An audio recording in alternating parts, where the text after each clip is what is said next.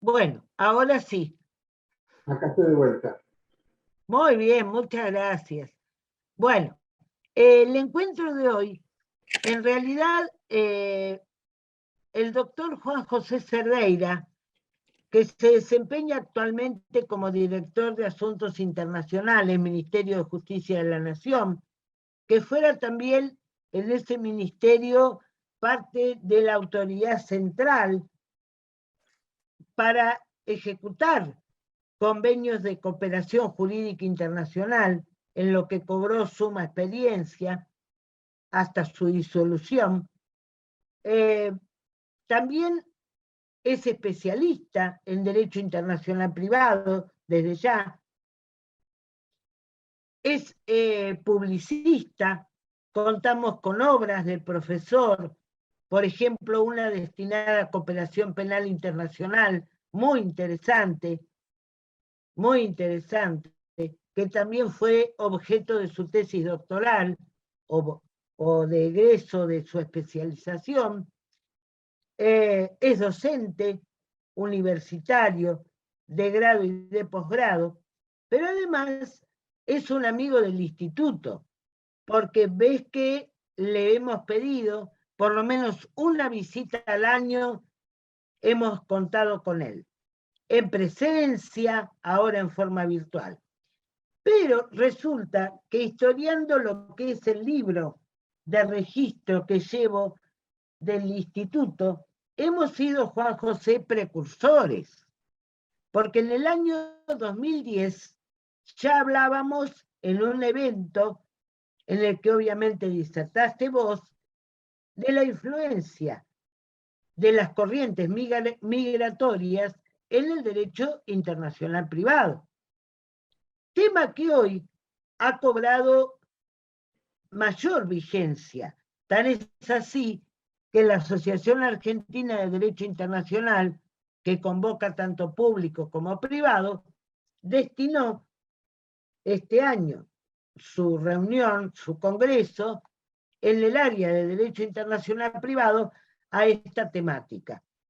Por cierto, las corrientes migratorias acá en nuestro país han crecido, e incluso la última que podemos citar, Venezuela, obviamente ya se está arraigando en nuestro país.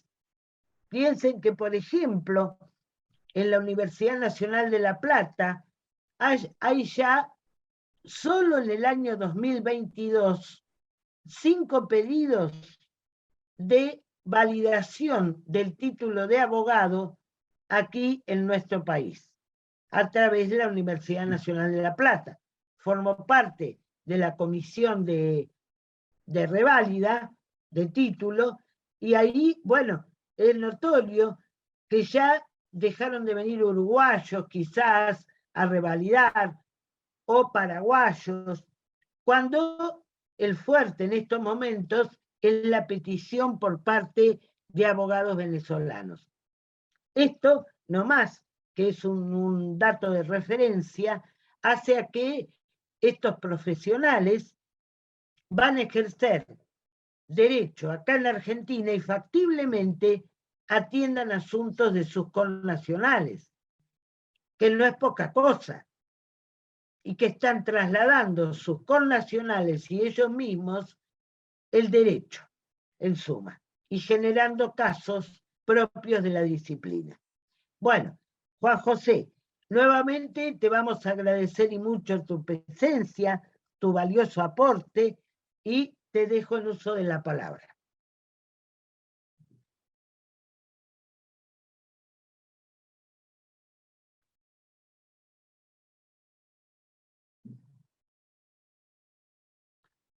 ¿No tenés sonido?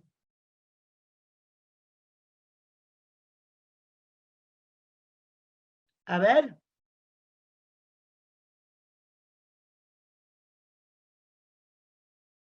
Espera, ¿eh?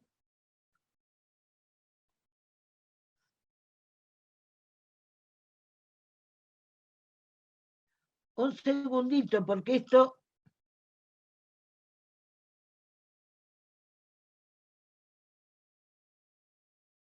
Un segundo, ¿eh?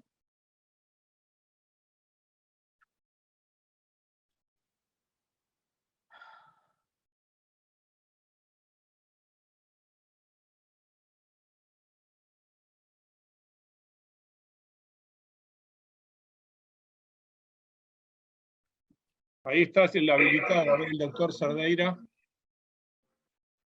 Ahora sí.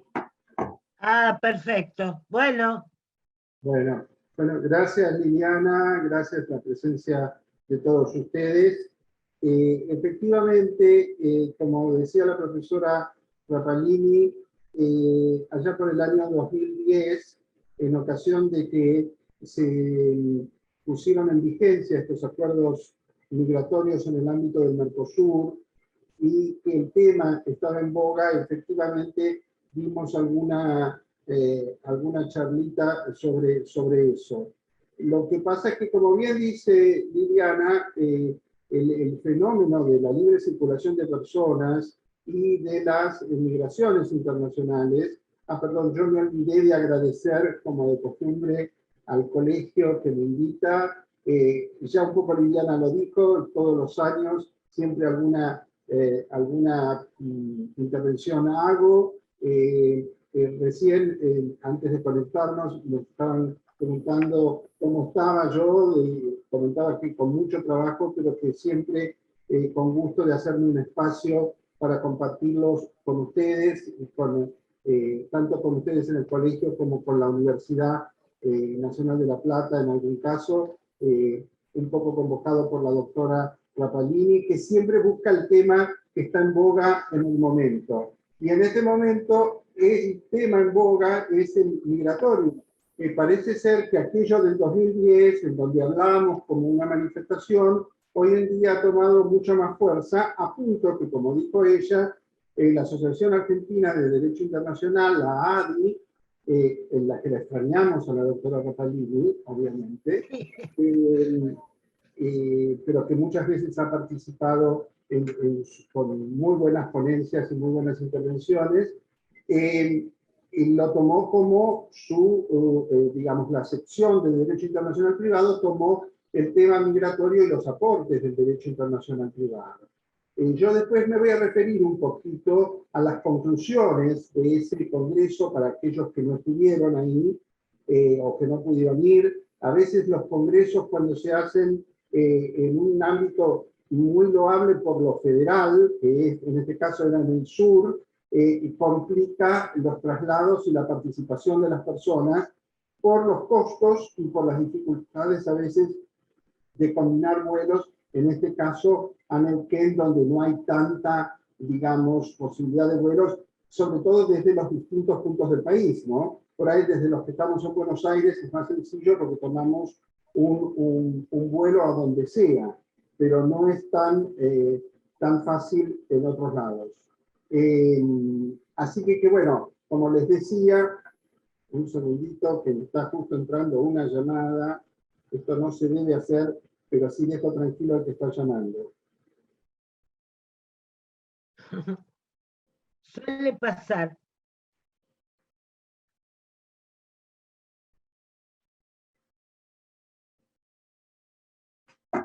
Decía que el fenómeno migratorio, y he visto sorpresivamente que varias instituciones o foros en los últimos meses han hablado del tema, se han ocupado del tema migratorio nuevamente, o sea que evidentemente algo más nos resta por decir.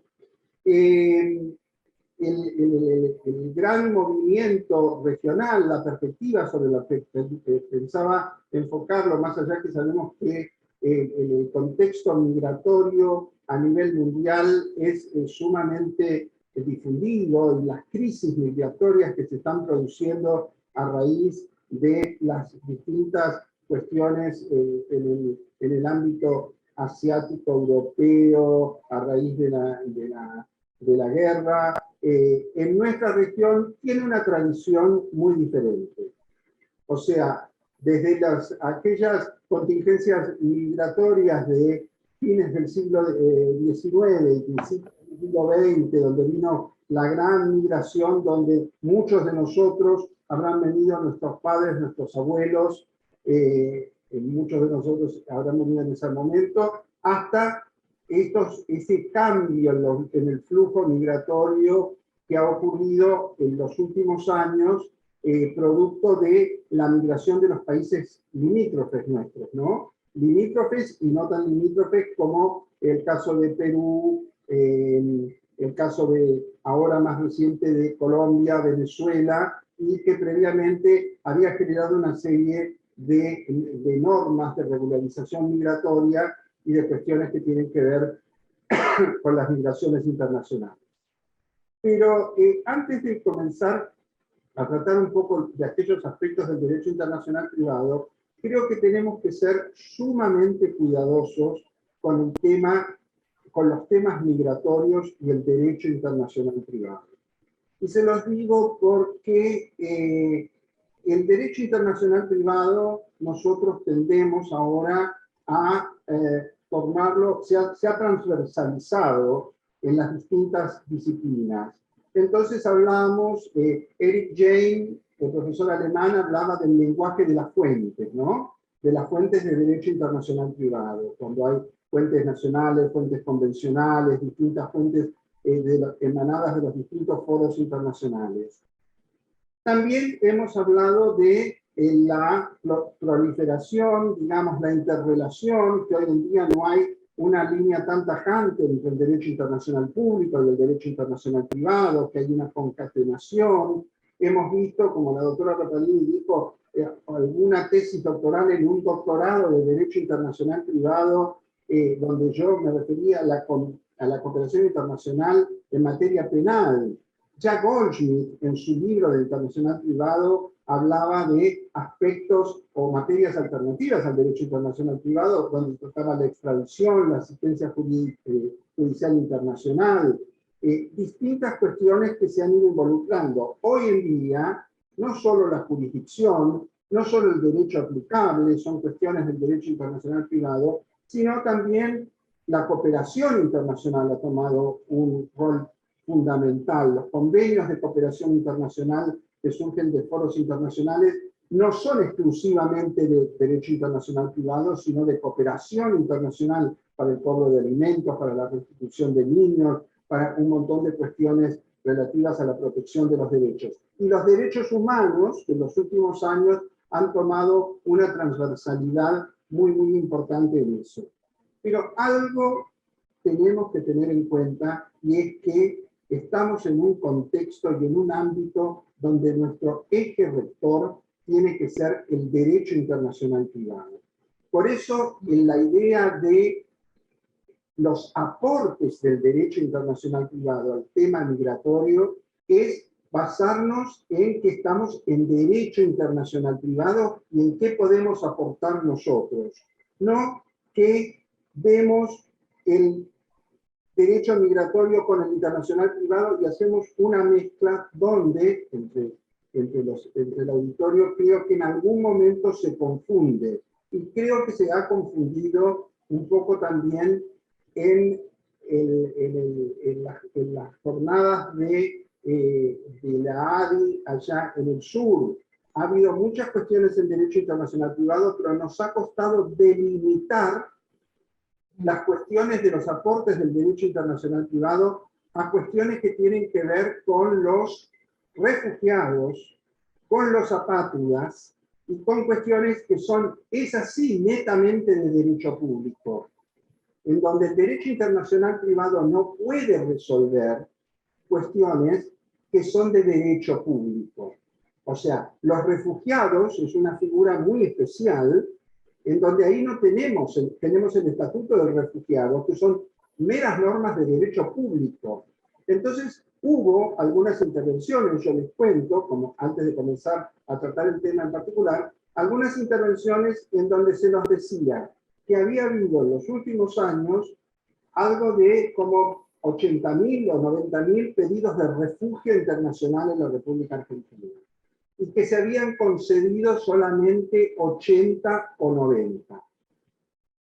Entonces, ¿qué podía hacer el derecho internacional privado para resolver esa cuestión de esos otros 70.000 o 700.000 que hayan quedado en el camino? Nada, nada. O sea, si una cuestión de derecho público, como es el refugio, que tiene el Estatuto del Refugiado o el Estatuto de la Patria, El derecho internacional privado puede colaborar en alguna documentación, en alguna posibilidad de acercamiento, pero no puede resolver lo que la Comisión Nacional de Refugiados, la CONARE, dice que esa persona no le otorga el estatuto de refugiado. No lo puede resolver el derecho internacional. Por eso, delimitemos claramente que estamos en un ámbito del derecho internacional privado, que podemos generar aportes de ayuda a lo que son las cuestiones migratorias internacionales a través de los instrumentos del derecho internacional privado, pero no mezclemos que el derecho internacional privado pueda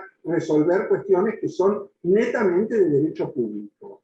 No a cuestiones al derecho migratorio desde el refugio, no respecto del asilo, ni no respecto a, esa es mi opinión, ni a los apátridas. Eso tiene una regulación totalmente aparte, en donde nosotros podemos aportar pequeñas soluciones, pero no resolver las cuestiones que ellos no pueden dar más.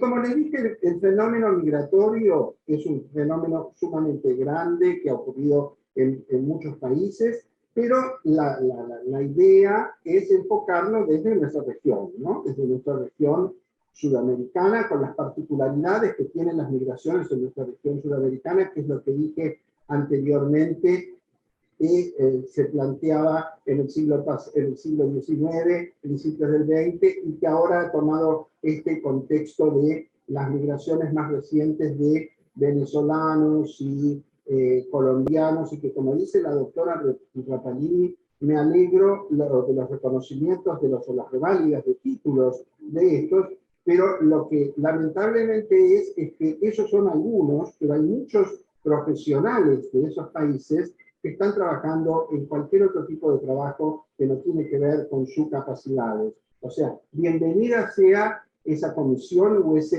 instancia del reconocimiento de valores hacia los refugiados, hacia los migrantes de esas nacionalidades. Pero tengamos en cuenta que hay otros muchos migrantes y que los migrantes que estamos hablando, no estamos hablando de los migrantes que vinieron en su oportunidad en el siglo pasado y cuáles son los aportes del derecho internacional privado, sino lo que se está tratando hoy es cómo se atiende a la situación de estos migrantes considerados personas en situación de vulnerabilidad. O sea, esas personas en situación de vulnerabilidad que migran a nuestra región, que migran a nuestro país, y que no tiene una adecuada protección hacia sus derechos fundamentales. Cuando hablamos de derechos fundamentales, hablamos del nombre, hablamos de la posibilidad de acceder a un documento, a un documento que lo identifique, a un pasaporte, la posibilidad de acceder, por ejemplo, al reconocimiento de un título que se le otorgó en otra universidad, la posibilidad de acceder a la justicia. Una persona que no tiene documentos, que ha migrado, que está en situación de vulnerabilidad, no se olviden que en materia migratoria hay migración regular e irregular. O sea, ¿cómo se resuelve esta cuestión migratoria previa? Porque si es migrante irregular, es muy, si vamos a lo penal, seguramente lo van a condenar igual que al migrante regular o que al nacional. Pero si quiere ir a hacer valer algún derecho en el ámbito judicial, le van a decir, señor, si no tiene documentos, usted no se puede presentar. Señor, si usted no tiene una regularización migratoria en la Argentina, no tiene una regla en la Argentina, usted no se va a poder presentar. Entonces, esas son las cuestiones en las que podemos colaborar. En el ámbito sudamericano, que es en el que se está planteando esta situación, en la que queremos enfocarnos por la realidad que nos compete, hay en los distintos sistemas de integración, mucho se ha hablado de el fracaso o no fracaso o el cambio de estatus del Mercosur. Yo he trabajado mucho en Mercosur, por eso les digo. Y si bien a veces se cuestiona y me dicen, bueno, pero el Mercosur ya no está funcionando, ya no... Digo, bueno, el Mercosur puede no estar funcionando económicamente, el Mercosur puede estar yendo hacia atrás, hacia una hacia una unión aduanera. Hoy en día hay quienes dicen que es una unión aduanera imperfecta, que quieren hacerlo ir a una instancia anterior de la integración hacia una asociación de libre comercio. No importa. Lo importante es que en los ámbitos institucionales del Mercosur, en los ámbitos que se ocupan más allá de lo económico-comercial y en lo socio-jurídico, se han elaborado una serie de instrumentos que colaboran a los beneficios y a la protección de los beneficios de los migrantes. Me estoy refiriendo específicamente a dos instrumentos que salieron de la reunión de ministros del Interior del Mercosur, que son los acuerdos de residencia del Mercosur, y a dos acuerdos previos que eran los acuerdos de regularización migratoria, donde hay una serie, ahora después les leo un poco de qué se trata cada uno de ellos, un ratito, una pequeña referencia, y es en donde en esos instrumentos el derecho internacional privado puede ayudar, o en la posibilidad del acceso a la justicia de las personas, en la posibilidad de los reclamos alimentarios de los migrantes, en la posibilidad de darle al migrante la posibilidad de ejercer sus derechos en cada uno de esos lugares. Como les decía entonces, en el ámbito del Mercosur tenemos estos acuerdos de residencia del Mercosur elaborados en la reunión de ministros del Interior, pero si bien son elaborados en la reunión de ministros del Interior, lo interesante es hacer jugar transversalmente a través de la cooperación las soluciones que dan esos acuerdos en materia migratoria con las soluciones que pueden dar otros acuerdos en materia de cooperación internacional, como les decía, reclamos alimentarios, etcétera, etcétera, en donde están los acuerdos de la reunión de ministros de justicia que garantizan el trato equitativo entre los nacionales y los extranjeros, en la garantía del acceso a la justicia, el acuerdo de beneficio de litigar sin gastos y asistencia jurídica gratuita, que lamentablemente Argentina es el único Argentina y Uruguay son los dos países que aún no lo han puesto en vigencia, cuando es tan importante no solo para nosotros nacionales, sino para los migrantes, que tengan el mismo derecho de beneficio de gratuidad que se les dé en sus países a estos otros. Les decía que estos acuerdos de regularización migratoria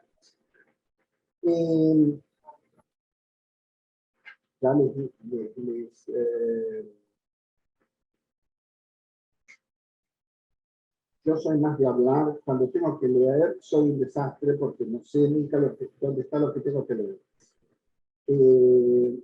Bueno, le decía, estos acuerdos de regulación migratoria, el derecho internacional privado puede ayudar a la solución de los casos en los aportes de los requisitos que piden estos acuerdos para la regularización migratoria o para obtener la residencia en el Mercosur. Estos acuerdos establecen un procedimiento de legalización de las partidas de Estado civil, por ejemplo, para regularizar la situación migratoria. Ahí, efectivamente, en el proceso de legalización de las partidas, tenemos dos elementos en donde el derecho internacional privado puede aportar, como a través o de la apostilla o de la utilización de la Convención de la Apostilla, o conocer, explicarle a los migrantes, a los nacionales que tienen el mismo trato que los nacionales, en que si esa documentación la tramitan a través de las autoridades centrales, no es necesario ningún tipo de legalización, ni siquiera necesitan la legalización de la apostilla, o sea, la tramitan directamente a través de las autoridades centrales, que en el caso de esos acuerdos del Mercosur son los Ministerios de Relaciones Exteriores, es el Ministerio de Relaciones Exteriores por nuestro país, independientemente que en el Brasil es el Ministerio de Justicia, en el Paraguay es el de Relaciones Exteriores también, y en el Uruguay es una institución que se llama Autoridad Central, que está dentro del Ministerio de Educación y Cultura. Otro de los temas es no solo la legalización de documentos, la doctora Rapalini hablaba de la reválida de los títulos, la legalización de esos documentos, el trámite de la apostilla, ahí hay un aporte del derecho internacional privado, o si esos documentos los traen a través de una autoridad central, el reconocimiento en un proceso no es necesaria la legalización. Después, los certificados de antecedentes penales es otro tema que se puede obtener a través de los sistemas online, en donde directamente se obtienen a través de esos elementos. En alguna oportunidad se ha hecho desde el Ministerio de Justicia unos trabajos que se llamaban, que hemos participado, de los consulados móviles, donde se iban con los consulados de cada país. El cónsul llevaba una notebook donde se conectaba directamente con sus registros y directamente otorgaba el certificado de legalización. El certificado de antecedentes penales o la partida de nacimiento o lo que se necesitara. Acá aparece otro elemento fundamental en el derecho internacional privado de nuestros días, que es la utilización de las tecnologías, de la utilización de los medios electrónicos para la agilización de los temas. Hoy en día no es necesario generar una demanda internacional, generar desde otro país cuestiones que se pueden manejar directamente entre registros o entre autoridades jurisdiccionales de los países. O sea, las vías electrónicas. Hoy en día las rogatorias internacionales se hacen a través de correos electrónicos o a través de un tratado que está para entrar en vigencia, que es el Tratado de Medellín sobre regulación, transmisión electrónica de solicitudes de cooperación. Cuando la residencia se tramita ante un consulado, basta la certificación de su autenticidad conforme a los procedimientos vigentes en el país del cual el documento procede. Por eso les decía ese mecanismo de ir con el consulado, o el consulado tiene inmediatamente la posibilidad de otorgar ese documento. Estos son los aportes que puede dar el derecho internacional privado. El aporte de las nuevas tecnologías. ¿Y saben qué? Otro elemento en todo esto que en el derecho internacional privado hoy está tomando mucha vigencia, el soft law. Yo me atrevería a decir que si bien este acuerdo que les decía de beneficio de litigar sin gastos y asistencia jurídica gratuita aún no lo tenemos vigente, y no me pregunten por qué, porque vivo insistiendo en todos los foros que puedo, yo creo que hoy en día podemos utilizar esto y pedirlo, y utilizar esa convención Mercosur que hay, que está aprobado por el Consejo Mercado Común, y pedirlo como un antecedente del soft law para que los jueces tomen conciencia de la existencia de estos instrumentos. Entonces, vemos cómo el derecho internacional privado puede aportar en este tipo de cuestiones para dar un plano de igualdad con el que los nacionales y los residentes pueden tener respecto al derecho internacional privado. Dicho esto, estos aportes en los que puede hacer en las cuestiones migratorias de nuestros días, que sepan nuestros migrantes que tienen estos acuerdos de regularización migratoria o de residencia, que les agiliza a través de las cuestiones que son los instrumentos que ha dado la reunión de ministros de Justicia, que la posibilidad que tienen los migrantes de los reclamos indemnitarios internacionales cuando su compatriota, su pareja está en el otro país, la posibilidad de avanzarlo.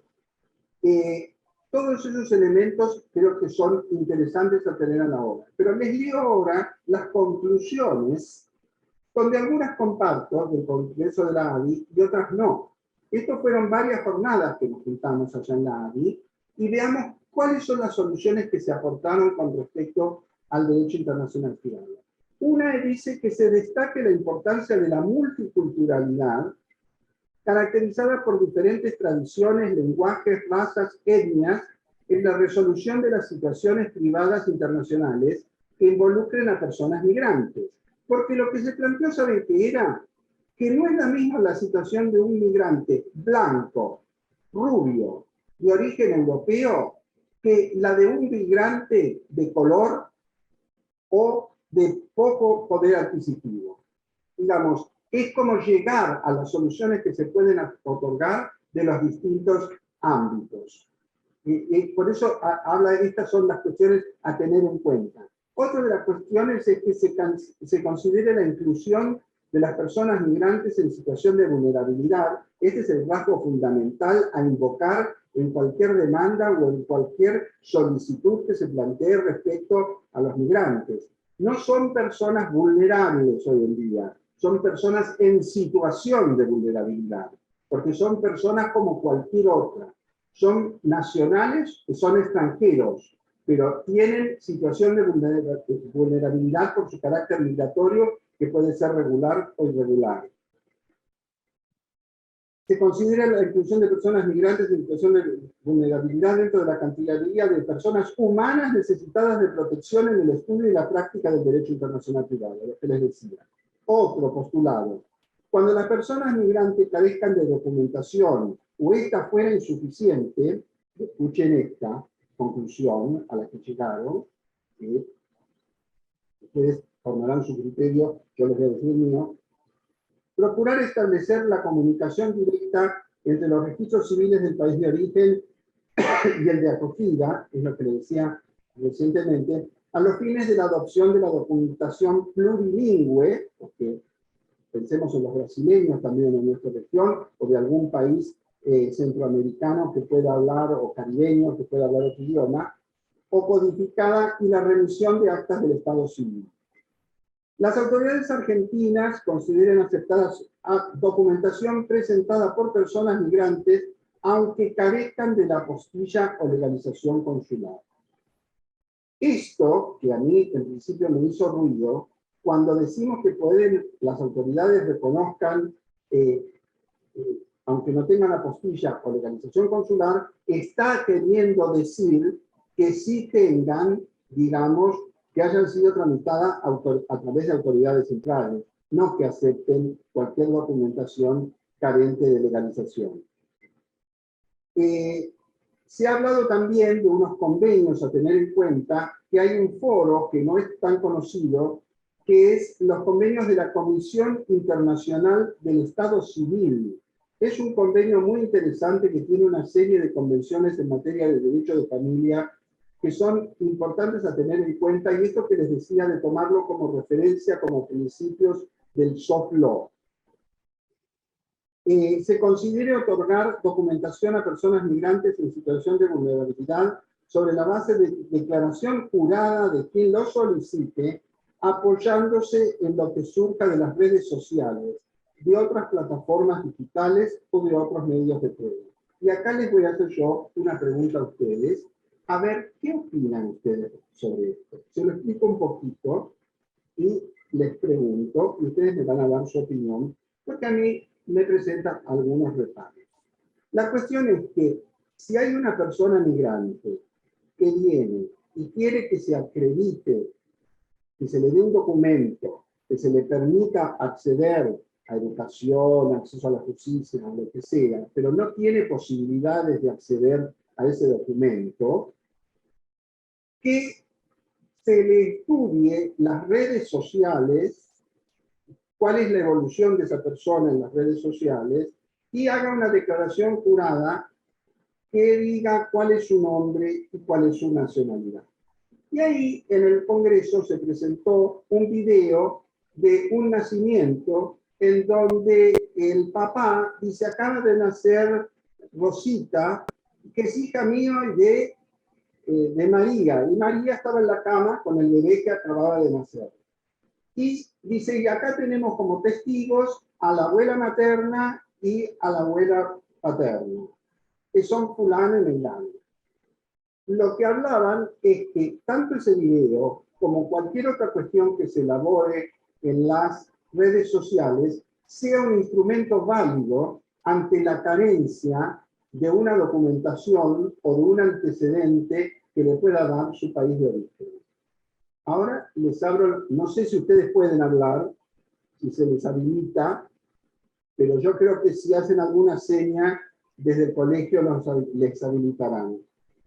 ¿Alguien quiere comentar qué opina respecto de eso? Yo después les comento lo que opino más allá. Acá Valeria Esquivel está solicitando para el audio. ¿Hay alguien que le pueda dar audio del colegio? Sí. Gracias. Sería bueno que levantaran la mano, así los puedo ir ubicando. Valeria, levanta la mano. Ahí están en reacciones. Hola, ¿se escucha? Sí, perfecto. Buenísimo. Mirá, yo estoy haciendo también un curso que interfiere con el tema de lo que estás tocando de redes, y la verdad que todo lo que tiene que ver con lo que es huella digital puede ser que se pueda usar, pero es como una línea muy fina para poder acreditar identidad. Sabemos que también las redes a veces son una puesta en escena, que se muestra un recorte muy pequeño de lo que es la verdadera esencia de uno y la realidad de lo que uno quiere mostrar. Entonces sería como algo muy puntual y muy fino de considerar válido para acreditar una identidad, que es algo tan importante en cuestión de identificar a una persona. Eh, yo personalmente creo que no está bien. ¿Alguien más quiere comentar algo? Bueno, sí, ¿vos, Liliana? Sandra. Sí, no, yo después. Sandra. Ah, Ahí. ahí, Sí, ahí. Sí. bueno, yo coincido con la chica que habló anteriormente.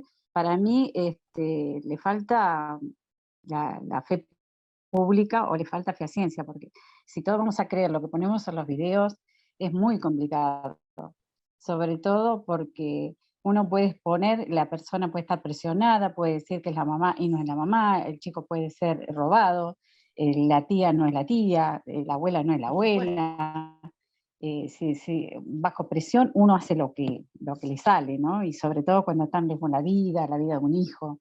Me parece que es poco ético, y lo jurídico no entra en juego acá, porque cualquiera puede hacer un video, y todos sabemos que, como dijo la chica, la puesta en escena está en manos de todos, lo vemos en las redes sociales todo el tiempo: violaciones, secuestros, trata de blancas, un montón de cuestiones que me parece que es muy simple ponerlo.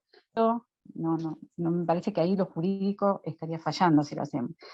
Hay tantas formas, sea por el consulado, sea por autoridades centrales, tantos medios que pueden quedar a disposición de la gente y gratuitamente. Es lo que tenemos que pelear, que por ahí sea gratuito, o que tengan que acreditar pocas cosas, pero así dejarlo libre al azar me parece muy imprudente de todos. Nada más. Totalmente de acuerdo, por eso quería escuchar un poco la palabra de ustedes también. El tema era la protección hacia los migrantes, a los derechos humanos de los migrantes. Se habló mucho de los derechos humanos, pero evidentemente ni siquiera lo que vos decís de la huella digital, todavía ese sería un tema, pero acá ni siquiera es digital, es una declaración jurada de la persona que es de tal lado y que muestra un videíto, o que se le estudia el antecedente en redes. O sea, evidentemente, por un lado, y aparte el tema de la seguridad nacional. O sea, yo vengo y digo que soy tal cual y soy un terrorista de aquellos que termino poniendo una bomba en donde sea, ¿no? Luego se propicie incrementar la cooperación administrativa internacional entre colegios de escribanos y de abogados en lo que respecta a personas migrantes. Este es otro tema de desafío también, ¿no? Ahí donde surgió igualmente, ustedes parece que no se llaman más colegio de abogados, sino colegio de la abogacía. Exacto. Bueno, sí. surgió ese tema que querían que modificáramos todo, así también que no pusiéramos tampoco de escribanos, sino que se pusiera de la escribanía, pero bueno, ustedes lo cambiaron institucionalmente, no es cuestión que todos nosotros cambiemos ahora los nombres institucionales de los lugares mientras la institución no lo haya hecho. Pero esto de la cooperación administrativa internacional era como para brindar soluciones entre los colegios en sí.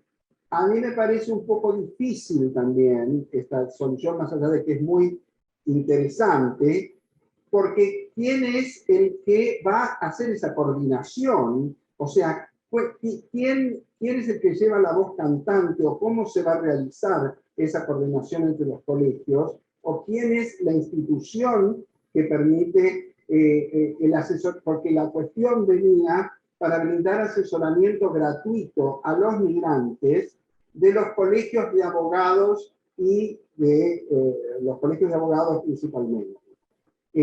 Todos los colegios de abogados yo sé que tienen un cupo de asesoramiento gratuito, pero que el asesoramiento gratuito a migrantes es difícil en la medida que no se, digamos, porque si no estaríamos en una cuestión de desigualdad. Por eso hablaba de esta conexión entre colegios de abogados de los distintos países para que se pida la opinión de los otros países.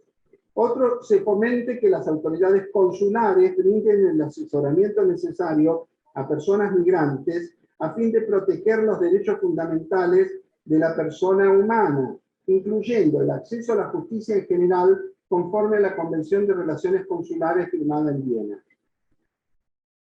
Esta es otra declaración que a mí me parece un poco difícil, porque los cónsules no van a brindar asesoramiento jurídico a los migrantes ni a las personas que se les procede. Pero bueno, había distintas posiciones. Yo le leo las conclusiones como surgieron, ¿no? Se procure mayor difusión de los instrumentos de cooperación internacional para facilitar el ejercicio de los derechos de las personas migrantes a través de las autoridades centrales o coordinadoras. Eso me parece excelente. Por ejemplo, en materia de reclamos de alimentos, ese surgió un poco de quién habla. Legalizaciones y su supresión, intercambio de datos personales, asistencia jurídica gratuita para el acceso a la justicia. Luego, impulsar la creación de una red internacional de profesionales para el asesoramiento jurídico de las personas migrantes que no tienen recursos, involucrando a las universidades y colegios de abogados. Otra vez, un relacionamiento institucional no oficial de la sociedad civil, si se quiere, que habrá que ver las uniones de abogados, las uniones de escribanos, si quieren hacer algo así como está los notarios, la unión del notariado latino y ese tipo de cuestiones, si quieren brindar los abogados algo parecido y brindar asesoramiento gratuito a los migrantes. Habrá que ver, ¿no? Porque no todos los migrantes, si bien el migrante en principio es una persona en situación de vulnerabilidad, hay muchos migrantes que tienen medios y que pueden pagarse tranquilamente un abogado, ¿no? Luego hay algunas normas que se dictaron porque hubo planteos sobre derechos laborales de los migrantes. Esos derechos laborales de los migrantes son entendibles, pero no de los migrantes regulares, no de los migrantes en situación de vulnerabilidad. Porque estos migrantes en situación de vulnerabilidad no se le aplican los convenios internacionales que se refirieron allí mismo, porque justamente no están incluidos en esa regularización migratoria. Primero tiene que caber la regularización migratoria y después atender a los derechos de esos migrantes. Y tampoco, como se puede decir, que si no se les aplicaba porque no tenían una migración, una regulación migratoria en particular, que se les permitiera que en los fallos que dictaran los tribunales hicieran prevalecer los derechos humanos por arriba de las reglamentaciones que pueda haber en materia de derecho laboral o de derecho público. Todos planteos interesantes, pero habrá que ver en la práctica cómo bajar todo eso. Porque la cuestión es cómo bajamos a la práctica, cómo le decimos a un juez, mire, este es irregular, usted acepte la demanda de este migrante, no tiene documento, usted acéptelo, va a reclamar, no, tiene un trabajo informal, usted reconozca el trabajo, reconózcale la indemnización, y si no tiene una ley que lo protege porque no es regular y no está bajo el beneficio de la ley, protéjalo por los derechos humanos. Se considere que las múltiples causas de discriminación respecto de las personas migrantes exigen potenciar el pluralismo metodológico en las soluciones que pueda brindar el derecho internacional privado. Eso puede ser interesante. O sea, el derecho internacional privado tiene un ejercicio de utilización del pluralismo metodológico para las soluciones en los casos de privatistas internacionales. Ese mismo ejercicio puede pensarse con las distintas ramas del derecho. Se incorpore la conexión más próxima o estrecha a las soluciones normativas vigentes con carácter alternativo y respetando la orientación material de las normas más favorables a la persona del trabajador migrante. Se propicie la elaboración y actualización y difusión de guías o manuales de buenas prácticas orientativas a personas migrantes sobre sus derechos y cómo hacerlos valer. Eso parece muy interesante y muy fácil de llevar a la práctica hoy en día, donde todo el mundo, no el papelito, el entregar el papelito, que también podría ser, sino en el acceso a una aplicación que al migrante hoy en día todos tienen su telefonito y en una aplicación puede aplicarse de los derechos o las posibilidades que tiene el trabajador migrante. Y como última que resalté de las conclusiones, que fueron 17, se impulse, lo que les decía anteriormente, el uso de las tecnologías para la interconexión de registros y redes que faciliten la armonización de normativas y requisitos administrativos de las personas migrantes. Esto es un poco el encuadre, les di primero, de lo que me parece que teníamos que ver, de cómo encuadrar los aportes del derecho internacional privado, cuáles son esos aportes, dejar de lado las cuestiones que son de derecho netamente público y de las conclusiones a que se llegaron, algunas son materializables, otras en la práctica yo pensaría cómo se pueden llevar a la práctica y si se pueden llevar a la práctica. Con estas cosas les doy las gracias, con estas breves palabras. Y los dejo abierto a que hagamos un intercambio y a ver cuáles son las opiniones de la doctora Rapalini, que dijo, ya voy a hablar después. Ah, bueno. Mira, Juan José, o sea, yo creo que son expresiones de deseo. Eso. Me encantaría, me gustaría, propongo, proveo, pero hay que buscar cuestiones que van a precisamente cuestiones de fondo. De todo lo que leíste, por ejemplo, bueno, muy bien, ir preguntándonos un poco por temas propios de la materia. Ejemplo, una pareja que contrajo matrimonio en Venezuela, ¿puede divorciarse en Argentina? Sí, acá está, muy bien. ¿Tenemos flexibilidad para intercambio documentario con Venezuela? ¿Me explico? Entonces, sí, de ahí ir bajando a cuestiones más finas. Pero después, por ejemplo, el tema laboral, también. ¿Cómo está trabajando el migrante acá? ¿Qué normas tiene? ¿Trae sus aportes? ¿Le aportamos? ¿Se los lleva para un futuro? ¿Mm? El tema del ejercicio de las profesiones. Hay facultades, universidades, vos fíjate, por eso esto confluye muchos temas que se preocupan cuando ven extranjeros que quieren convalidar el título acá. Ya vemos muchos abogados, más todavía. Bueno, con esa perspectiva no podés intercambiar conocimientos, ni titulación, ni nada. ¿Cierto? O sea, hay que tener una cierta apertura. Ahora, comparto con vos, ¿qué va a decir un juez de una persona que no tiene documento? ¿Que la va a legitimar él? Puede ser, pero entonces sería otro tipo de acción, una acción de identidad, algo que le dé un parámetro. ¿Es nuestro eso? Yo creo que no. Esos son sistemas que tienen que crear migraciones, el registro de las personas. Después, otra cosita que vi por ahí, ponencias. Vinculaban temas de violencia, si no me equivoco. Yo no puedo presumir nada, ni vos ni nadie. Ahora, una mujer que es migrante y sufre violencia, bueno, merecerá la protección policial, penal, la que fuere, ¿cierto? Pero no confundamos los temas, ¿verdad? Es lo mismo que si vos me decís, en un proceso de restitución se opone proveer datos y demás. ¿Por qué? Porque entró como refugiada al país a causa de las pruebas de violencia que trajo. Eso hay que sacarlo un poco a la luz. No puede quedar una persona protegida sin derecho de defensa de la otra parte. ¿No es cierto?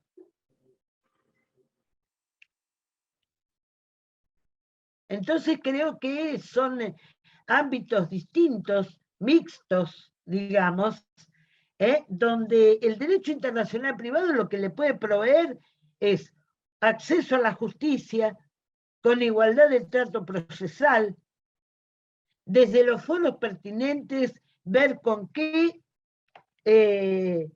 colonia migratoria nos estamos vinculando, léase país, Venezuela, Colombia, China, Paraguay, Bolivia, ¿sí? Y procurar afianzar acuerdos que disminuyan costos, que faciliten. Vos fíjate, en el Mercosur, vos mismo me has mencionado, y yo lo conozco, el acuerdo que se firmó sobre matrimonio, divorcio, en el Mercosur. Ese justo lo tenemos en revisión en el ámbito de la reunión de Ministro de Justicia.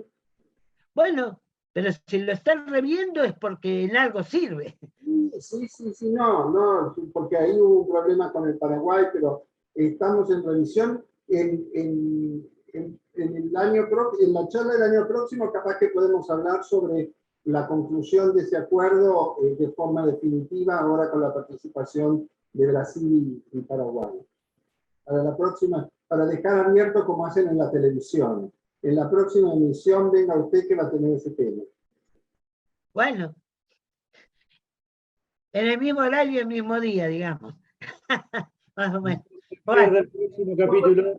Por eso les traje, yo lo que creo, ¿Cómo? lo que creo es lo que les decía anteriormente, que tenemos que centrarnos en el derecho internacional privado, como decía Claro. Rapalini, y en la perspectiva darla desde el derecho internacional privado. Porque el otro día también tuvimos una reunión de otra asociación en donde también te extrañamos, Liliana, la de la SADIC en Asunción, y ahí tenemos una linda foto de la inaugural en el año 2007, que estuvimos juntos, y también se hablaba de un montón de temas a tratar por la asociación, y yo dije, pero ¿por qué no se centran en el derecho internacional privado? Porque hablaban de famosos ODS, los Objetivos de Desarrollo Sostenible de la Agenda 2020 2030 de Naciones Unidas, y el derecho internacional privado.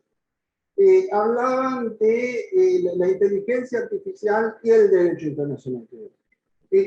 Hay tantos temas de derecho internacional privado que se pueden tratar, en donde no mezclemos al derecho internacional privado y le demos la vuelta para resolverlo, porque si no, entramos en estos temas. Por eso quise decir aportes del derecho internacional privado, que son más o menos lo que esbocé y que vos determinaste, Liliana, de encuadrar y configurar en dónde podemos realmente hacer una parte los privatistas internacionales, ¿no? Sí, yo comparto totalmente. Es más, te diría en una forma así muy, muy franca, que en cierta medida me fastidia cuando tratan de incorporar temas como si fuera una cosa, Dios mío, pero si no pertenece, no tiene vínculo. No tiene vínculo. Es como si vos me dijeras que el tema ley de migraciones es nuestro. No, aspectos de la ley de migraciones. Si quiero cambiar, llevar a un niño de vacaciones fuera del país, tengo que leer la ley de migraciones, que me va a indicar una autorización, esto, el otro. Pero nada más, nada más. Y el título de las migraciones y derecho internacional privado. Y ahora en ASADIP querían hacer medio ambiente y derecho internacional privado. Y que no, a ver, si decimos responsabilidad civil por contaminación transfronteriza, que en alguna oportunidad se habló, pongámosle no solo por contaminación transfronteriza, sino por contaminación en materia de medio ambiente. Pero hablemos desde el derecho internacional privado, no hablemos de cuestiones que son problemáticas del mundo hoy. No, pero además, un tema por ahí en medio ambiente es responsabilidad civil por daño medioambiental transfronterizo. Eso ahí sí. Ya está. Y una cosa más, antes de irme, que ahora me acordé, donde el derecho internacional privado tiene mucho que ver y tienen que ver las cuestiones de familia, justamente ya que estamos en los grandes temas del mundo, Ucrania, de la guerra Ucrania y Rusia. Ustedes saben que previo a la guerra, no sé qué pasará hoy, había un gran tema que nos convocaron en la Cancillería para resolver, que era el tema de los vientres alquilados en Rumania, Sí. a mujeres humanas, firmaban contratos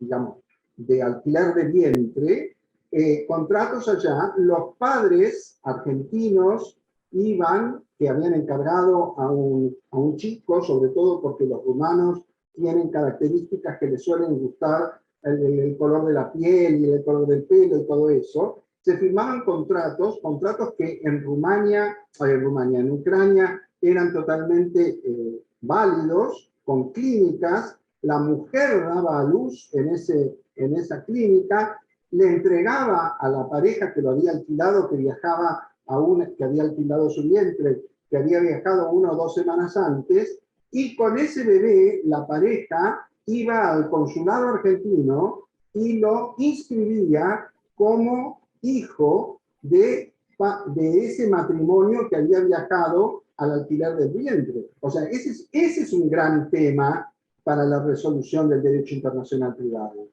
Un gran tema. Otro gran tema es que ahora quizás no se ve, pero en un tiempo se van a ver las adopciones. Claro, porque aparte, ¿sabés por qué digo que era un tema ese? Porque en realidad no había ninguna constancia, no quedaba ninguna constancia de quién era la madre que daba luz. Claro, no era una subrogada, era una sustitución de persona. Ese chico o esa chica quería saber quién había sido su verdadera madre, su verdadero padre, no lo sabía, porque no quedaba ninguna constancia, es como que hubiese nacido ese día, y ahí veamos, ese es un tema, migración, un tema donde la gente emigra hacia afuera o hace fraude a la ley del derecho internacional privado para decir que tuvieron un hijo, lo inscriben en el consulado argentino, y el problema con el que nos citaron era porque en el consulado pedían instrucciones, porque tenían cantidades de parejas que les pedían la inscripción de chicos en el consulado argentino, de gente que no vivía en Ucrania, o que se habían instalado en los últimos 6 meses en Ucrania, y que decían que eran hijos producto de esa unión. La validez de esos contratos que se hacían con las clínicas en la República Argentina, hablo de la validez de ese contrato después en la República Argentina, ¿no? Los derechos a la identidad del niño también, a saber de dónde es. Totalmente. Bueno, totalmente. Todos temas muy de levantar polvareda, de levantar polémica. Edgardo, ¿querías acotar algo? Sí, el doctor Cerdeira, bueno, desde ya muchas gracias, pero recién nos ha dejado algo en la mesa y me gustaría si podría hacer unas palabras cuál es su punto de vista con respecto a estas situaciones, ya que planteado el tema como se le ha hecho a usted, cuál es lo que usted entiende sería la mejor resolución con respecto a estos casos de Ucrania. Menuda pregunta. Usted, discúlpeme doctor, usted nos dio pie. Menuda pregunta porque se hizo toda una comisión ahí en la Cancillería en donde había había representantes, incluso que la doctora Catalina se refería a las adopciones, también había representantes del registro de guarda con fines de adopción, en la mesa, gente de derechos de la Dirección de Consulares de la Cancillería, gente de la Consejería Legal, y a mí se me ocurría que de momento, porque si estamos, es verdad que la Conferencia de la Haya del Derecho Internacional Privado está tratando ese tema de la maternidad subrogada y ese tipo de cuestiones que tienen que ver con los nacimientos en otros países. Pero lo que se me ocurría de momento, que yo lo planteé cuidadosamente, es el realizar, no esperar a un tratado internacional, porque esos chicos ya van a tener nietos el día que el tratado internacional salga y lo firmen todos, y lo firmen y lo pongan en vigencia. Ya sabemos que los convenios internacionales en los que se trabaja tardan en salir, en dar a luz, ya que estamos hablando de niños. Una vez que dan a luz, en cada uno de los países que el trámite legislativo, etcétera, etcétera, y después que lo pongan en vigencia, y después que lo conozcan para aplicarlo. Pero algún memorándum de entendimiento interinstitucionales entre los registros civiles de Argentina y de Ucrania, o entre los ministerios de Relaciones Exteriores, en donde los registros civiles se comprometen a inscribir a los menores como hijos de fulano o mengano, o en base al contrato tal, o en base, dar una entidad, una entidad a la persona que dé su origen. O sea, que se inscribe a alguien como hijo de fulano y mengano en función de un acuerdo llegado entre ellos, no sé, algo por el estilo, un memorándum de entendimiento entre registros civiles que permita o no permita, digamos. Lo que no se permite se va a hacer transgresivamente, transgresoramente en la forma que les digo. Eso es lo que se me había ocurrido en esa oportunidad, y ahí sigue el tema dando vuelta. No se aplica que ni lo que yo dije, ni lo que nadie dijo, se instrumentó. Seguimos con el tema que no era solo con Ucrania, sino con Georgia también, y en algún momento con México ocurría esto. O sea, ahí lo que hay que hacer es algún tipo de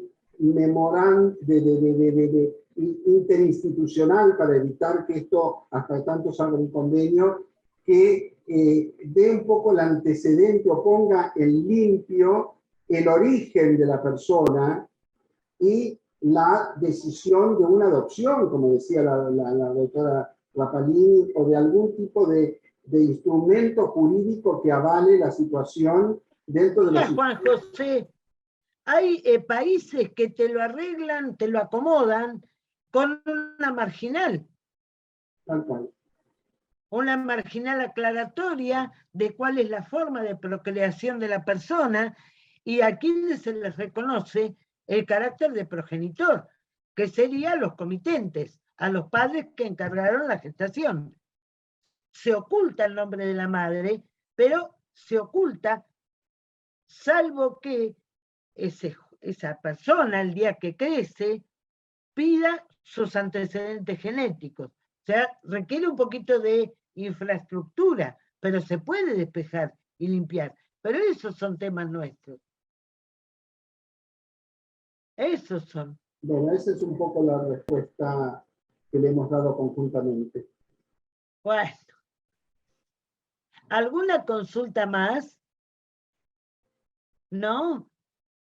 Bueno, yo, Juan José, me encantó. Ya Sí, el tema es muy apasionante. Fuimos 8, creo, los otros 17 o 11 que faltaban, unos tontos. Cuenten ustedes a los que se anotaron lo que se perdieron. Porque el Eso es. convocante. Excelente, profe, excelente. La verdad, doctora Rapalini, como siempre, a mí me encanta escucharla porque siempre tiene respuestas y acertadas en muchas. Y el doctor, bueno, también excelente la exposición, muchas gracias por la invitación. Y bueno, sigan haciéndolo, porque la verdad que es muy bueno escucharlo y son temas muy actuales, que realmente todos los días lo vemos en la tele y hay cosas que vos decís, ¿y cómo lo arreglamos? ¿Y cómo lo presentamos? Y bueno, esto sirve para todo eso, ¿no? Para charlarlo y de ahí nuevas leyes y ver cómo se instrumenta, ¿no? Muchas gracias. No, gracias a vos, Sandra. Muchas gracias. Bueno, y un gran abrazo para todos. Y por allí vamos a ver, Con las dos manitos. ¿eh? Con las dos Manito. manitos. Con las dos manitos. Y Eso. que todos los Este, presentales con las cenas posteriores. bueno, todo no se puede. Pero hay que fijar encuentros. Bueno, un gran abrazo y gracias, Juan José, de nuevo, ¿eh? Chao, Gracias a los besito dos, para buenas todos. tardes. Adiós.